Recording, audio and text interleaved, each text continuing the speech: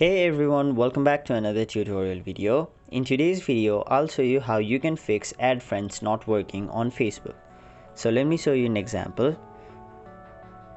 Now if you go to your Facebook and then go to any person's profile whom you want to send a friend request to, you'll simply see an option named add friend, but if in your case the add friend option is not showing, that can mean that they have set their privacy settings in such a way that you are not able to send them a friend request, or in any case they have simply blocked you on Facebook. So if we go to the three lines on the top right and then go to settings and privacy, there if you scroll down and then go to how people find and contact you, you can see an option who can send you friend requests. So currently everyone can send friend requests to me, but if you turn on friends of friends, only those people who have a mutual friend or a friend in common with both of you will be able to send a friend request to you. So if the person whom you are trying to send a friend request to doesn't have any mutual friends with you, you simply won't be able to send them friend requests if